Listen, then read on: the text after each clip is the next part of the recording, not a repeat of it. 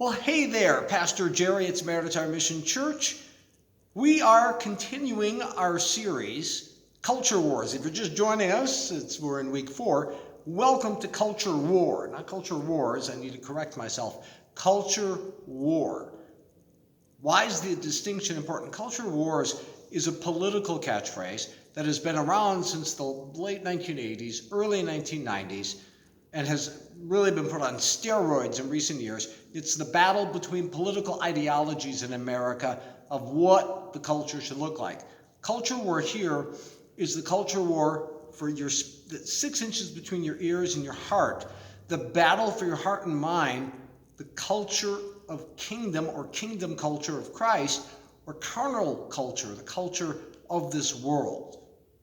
Okay, kingdom culture, again, the culture of Jesus Christ and what you look like when you have accepted that culture, how you act, how you believe, how you behave, because Christ lives in you and you are now a citizen of heaven in the right here and now.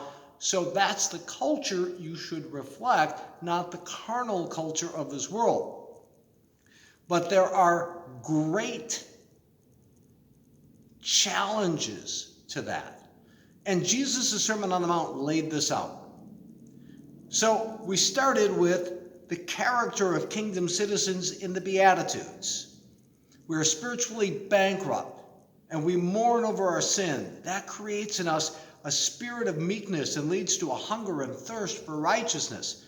We become merciful because peacemakers willing to endure persecution from the carnal culture around us.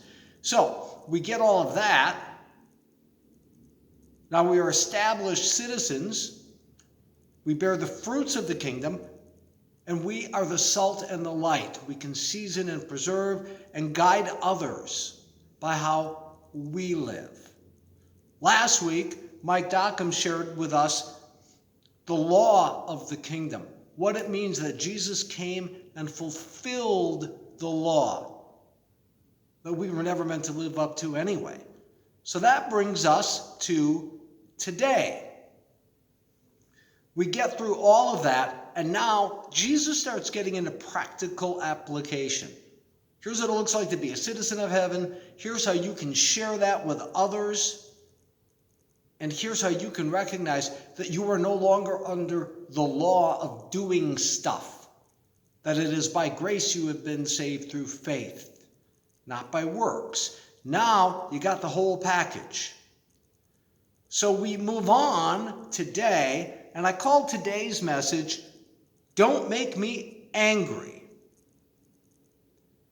Don't make me angry. Jesus talks a lot about anger. He talks about some other things too, revenge and loving your enemy. And we're going to tie those all together in one package. It's Matthew 5, 21 through 26, 38 through 42, and 43 through 48. So, in these passages, here's what Jesus talks about. He teaches about anger. Anger is a reality. That's why when someone has an anger issue, we call it an anger management issue. And they have anger management therapy or courses. They don't have anger eradication because anger is a fact of life. It's there. But my pastoral coach says it's not neutral, it's like gasoline. Gasoline is just there until you put a match to it. So, how do we deal with that? Jesus then teaches about revenge. And then he teaches about love for enemies. So we're going to tie all that together because I believe, and this was shared again with me by my pastoral coach. I apologize, I don't remember the person that he got it from. But there is a model here that we can apply to all three: anger, revenge, and loving your enemies. So let's remember though, and we're going through this each time that we go through a new part of the Sermon on the Mount, some guidelines, some guardrails that you have to remember. First, you have to understand the context of what it is you're reading in the Sermon on the Mount. And we're seeing that. cut off your hand, pluck out your eye. Jesus doesn't really mean that. That's hyperbole. You can take the Bible literally if you understand the literary genre that you're dealing with. Okay? Look for the principle. Jesus is trying to teach something.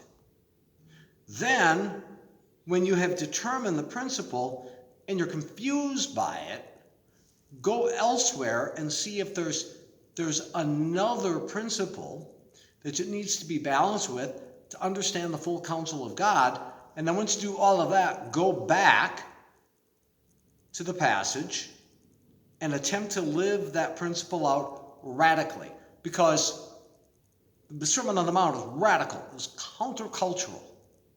So, let's get into these one at a time.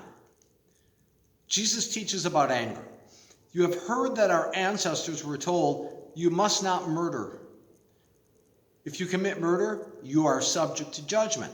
But I say, if you are even angry with someone, you are subject to judgment. If you call someone an idiot, you are in danger of being brought before the court. And if you curse someone, you are in danger of the fires of hell. So Jesus, again, he's putting a fine point on this. And think about this. If you call someone, you idiot, that happens all the time. Jesus is saying that's not acceptable. That's a level of anger that is not acceptable if you've accepted him and you walk with him and he is in you when you have the Holy Spirit. That's Matthew 5:21-22. Next two verses. So if you are presenting a sacrifice at the altar in the temple, and you suddenly remember that someone has something against you, that is, they have a grievance against you, leave your sacrifice there at the altar, go and be reconciled to that person. Then come and offer your sacrifice to God. Finally, on anger. When you are on the way to court with your adversary, settle your differences quickly. Otherwise, your accuser may hand you over to the judge, who will hand you over to an officer, and you'll be thrown into prison. And if that happens, you surely won't be free again until you've paid the last penny. Acting in anger brings consequences. So here's the model that my pastoral coach shared with me, and I'm going to apply these to anger, revenge, and loving your enemies. How we move away from anger. Forgiveness. And forgiveness is going to be the common denominator in all of these. Zero forgiveness is anger. Someone has done something to you. They have wronged you. And you are completely unforgiving. You're angry. If you are unable to forgive them, you continue to be angry with them. And remember, unforgiveness is like poison that you drink trying to harm someone else.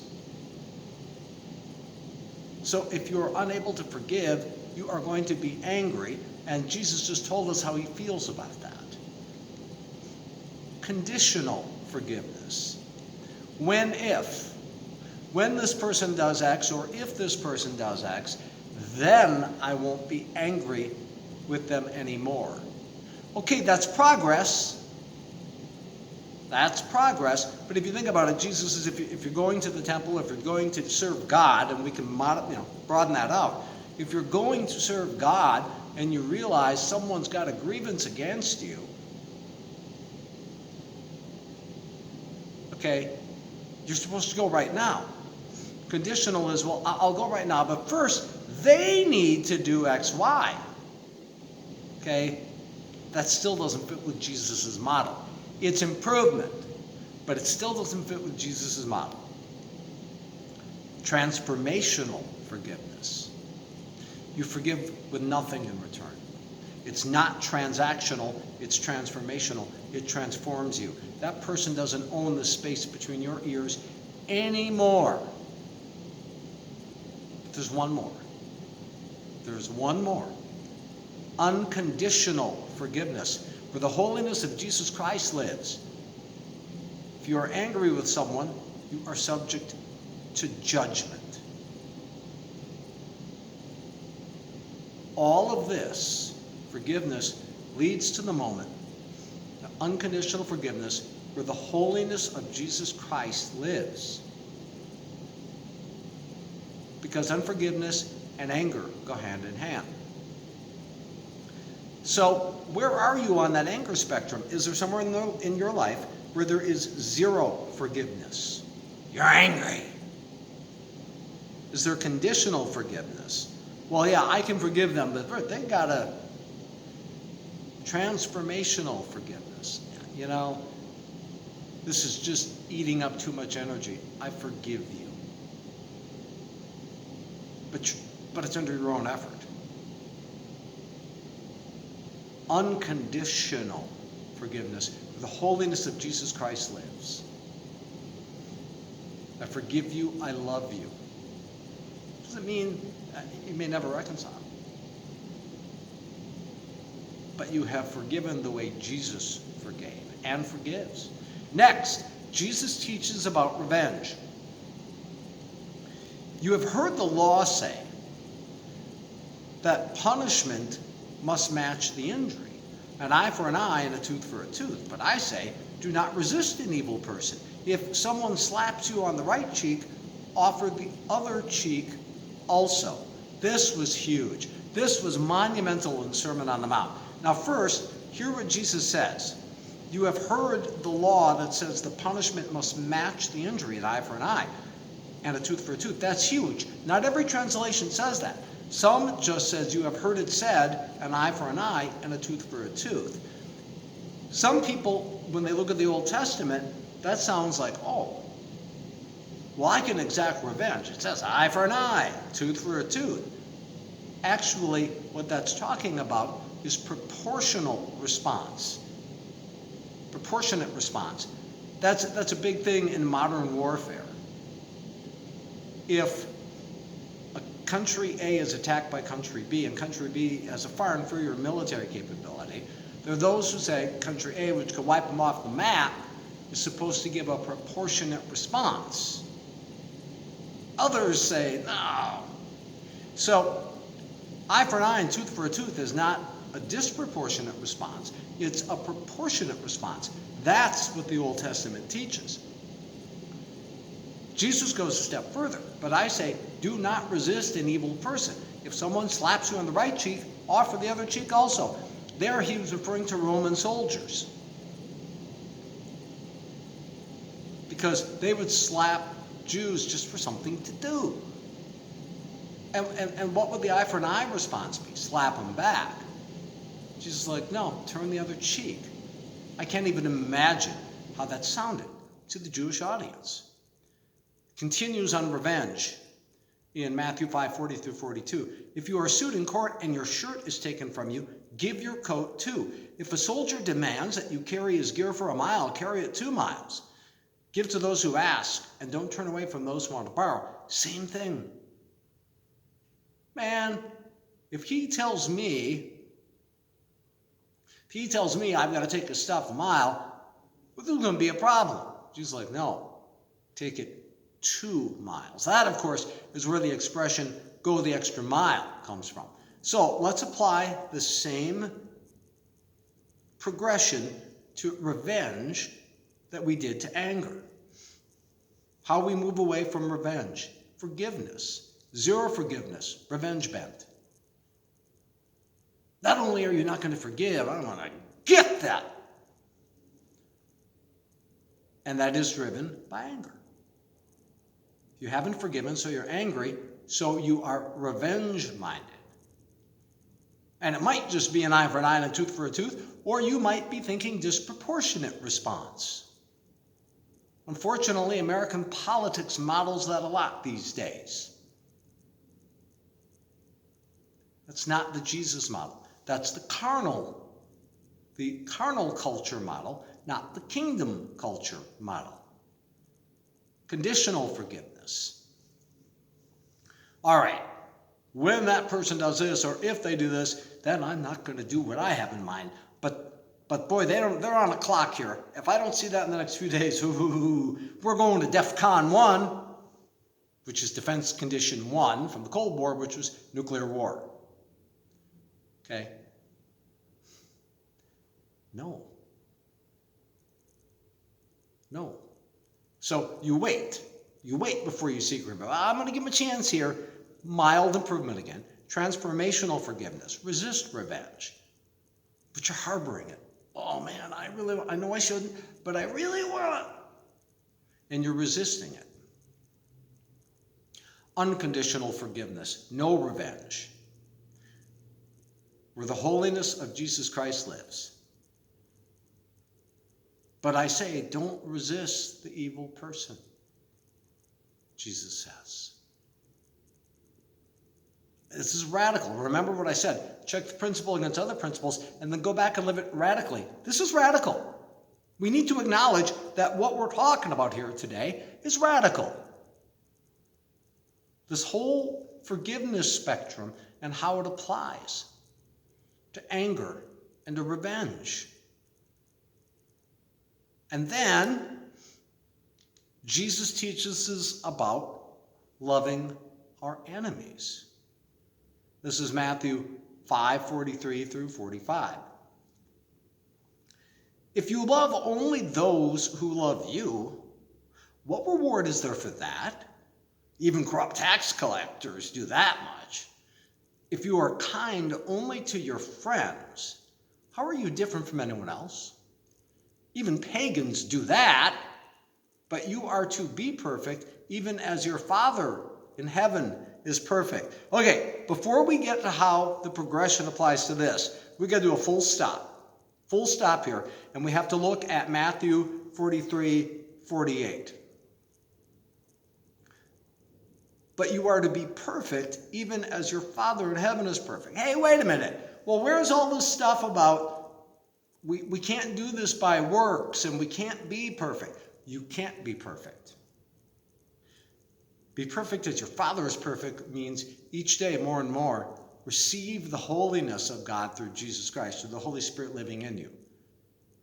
And you will receive more and more and more holiness, more and more and more perfection. And as you receive more of that, you can get past anger, get past revenge, and love your enemies. Now let's walk through this. Zero forgiveness. You hate your enemies. You hate your enemies. I will never forgive. Man, and what will happen is this will eat at you, and you won't even think about it. Something will come up where you remember that person. Maybe it's someone who left the church, it's someone who left your life, whatever. Next spouse. And you now consider them an enemy or someone who just did you wrong. They're an enemy. I'm not going to forgive them. And if someone brings their name up, your heart hardens. And you're angry. And you might get revenge-minded in that moment. Zero forgiveness, you hate your enemies. Conditional forgiveness. Well, if they would just do this or that, I'll tolerate my enemies. Okay, if they would just stop being so obnoxious, if they would just, when they acknowledge, then at least we can have a peaceful coexistence. Improvement, but not kingdom culture. Transformational forgiveness. Accept your enemies. Another word for this is tolerate. Tolerate and tolerance are dangerous words. We think they're positive. In the last 30, 40 years, we're to be tolerant of others. No. You tolerate pain. If I keep my hand over a burning candle and I'm like really close to it, I'm tolerating the pain. So, transformational forgiveness is we move from tolerate to accept, which, We accept things usually reluctantly. Unconditional forgiveness is when you can love with the agape love, the unconditional love of Jesus, where the holiness of Jesus Christ lives. Be perfect as your Father in heaven is perfect. Receive his perfection, receive his perfection, receive his perfection, and you will be able to unconditionally love your enemies because you will be able to unconditionally forgive them. Be perfect as your Father in heaven is perfect. So, this is why at Samaritan's Heart Mission Church, we go into a time of communion where we remember what Jesus did.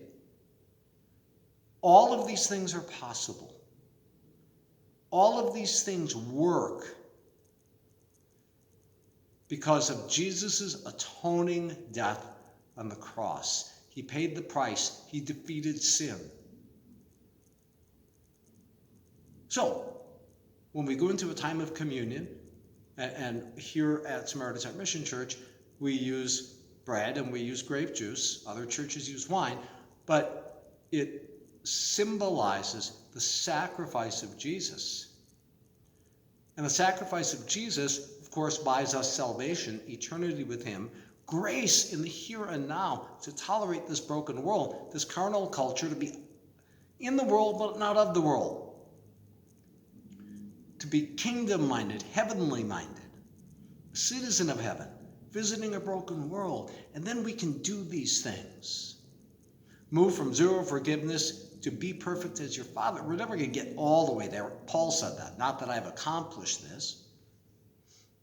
But we're a work in progress. And we need to memorialize what starts that. What enables that? The atoning blood of Christ on the cross. So yes, you can control anger. What does that look like? Okay, there are two types of anger: righteous anger and sinful anger. Righteous anger manifests itself righteously. Think of Dr. Martin Luther King and the Civil Rights Movement. Sinful nature manifests itself sinfully. What does that look like? It looks like revenge and hating your enemies. So accept the culture of heaven. If you've accepted Christ, understand who you are and what you should look like more and more each day. Because Jesus paid the ultimate price to make it all possible. That is why he shared it in the Sermon on the Mount. Next week, lust. Here's a little clue. I know we think of sexual lust, and of course we're going to talk about that. Lust is, I want it now. That's the definition of lust. I want it now, whatever it may be. We'll tackle that next week. God bless.